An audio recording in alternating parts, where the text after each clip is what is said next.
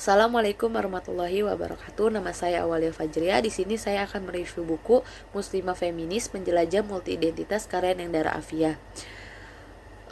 Buku ini berkaitan dengan kajian feminisme dan menjelaskan bahwa terdapat multi-identitas pada setiap manusia, yaitu identitas etnis, gender, agama, dan identitas negara.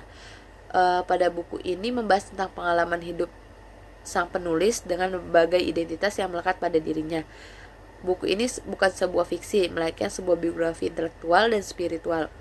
Orang akan menyangkanya bahwa buku ini sebuah novel. Saya akan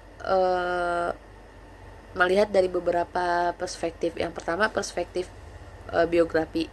Nendara Afia adalah seorang perempuan yang berasal dari sebuah kota kecil di kawasan Banten, tepatnya di Kecamatan Labuan, Kabupaten Pandeglang. Lahir pada bulan April tahun 1970.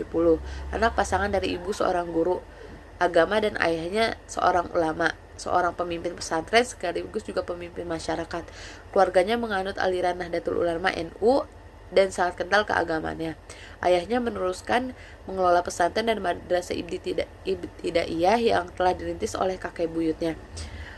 Madrasah tersebut bernama An-Nizamiyah yang merujuk kepada perguruan tinggi yang sempat dipimpin oleh Imam Al-Ghazali. Saat usianya antara 7-10 tahun, guru yang mengajar dia adalah ibu dan neneknya. Yang paling berkesan mengajarkannya itu ialah neneknya. Ia mengajarkan tentang bagaimana tata cara yang baik mengucapkan huruf-huruf Al-Quran dan panjang pendeknya sebuah lafaz yang diucapkan. Setelah sekolah dasar, Nendara beliau ini melanjutkan sekolah di pesantren Al-Quran di Serang. Harapan orang tuanya, terutama ibunya, agar dia bisa menjadi qori'ah, ahli baca Al-Quran dan melakukannya. Tetapi di pesantren ini dia mendapatkan beberapa masalah yang membuat ia tidak nyaman dan akhirnya ia ingin pindah. Setelah orang tuanya setuju, ia pindah ke pesantren daerah Tasikmalaya. Rekomendasi dari teman ayahnya yang anaknya juga sekolah di sana. Setelah itu beliau melanjutkan ke perguruan tinggi IAIN Jakarta Prodi Perbandingan Agama berdasarkan pilihan pamannya. Pada 1993 ia lulus dari IAIN Jakarta dengan pandangan keislaman yang berubah dan sangat berbeda pada saat ia duduk di jenjang pendidikan SMP sampai SMA yang cenderung terbawa pada pola pikir Islam, tekstualis dan juga konservatif.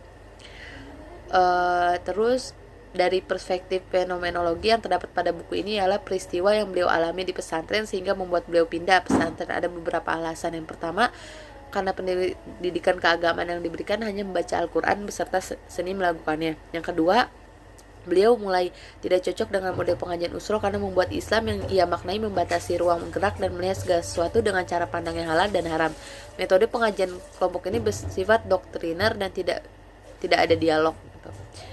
Yang ketiga itu, baginya pada saat itu di sekolah yang di Serang itu tidak lagi kondusif untuk belajar karena adanya ketegangan antara murid-murid yang mengikuti kelompok pengajian usroh.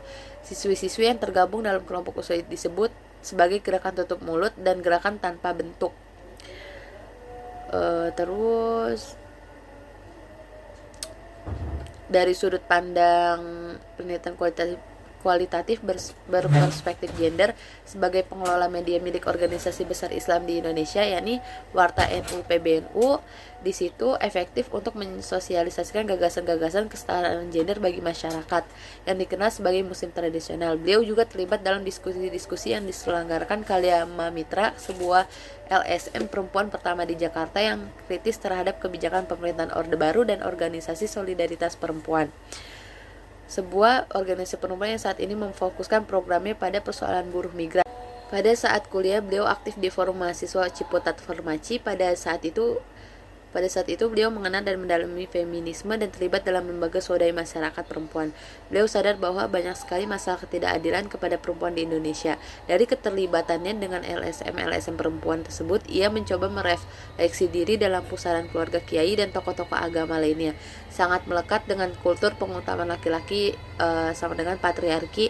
Ayahnya pun tidak terlepas dari cara berpikir tersebut. Ia sangat terinspirasi dari neneknya yang bernama Haji Maishito, merupakan orang yang berdaulat atas dirinya sendiri. Dia tidak pernah membukukan kepala maupun dada terhadap para penguasa, karena ia mempunyai rasa percaya diri bahwa dia adalah warga negara sekalipun tidak berpangkat, tapi menunjukkan sebagai seorang yang bermartabat. Ia pun otonom dan independen di hadapan para pemuka agama laki-laki. Nenek beliau ini tidak mengenal feminis, tapi mencerminkan nilai-nilai feminis seperti kemandirian dan kemerdekaan atas dirinya. Neneknya disebut sebagai ingenius feminis, yakni feminis yang tumbuh dari masyarakat lokal dan berbasis dari interaksi sehari-hari dalam kehidupan nyata seorang perempuan tanpa menyadari, mengenal, dan menyebut dirinya feminis. Sekian review dari saya. Wassalamualaikum warahmatullahi wabarakatuh.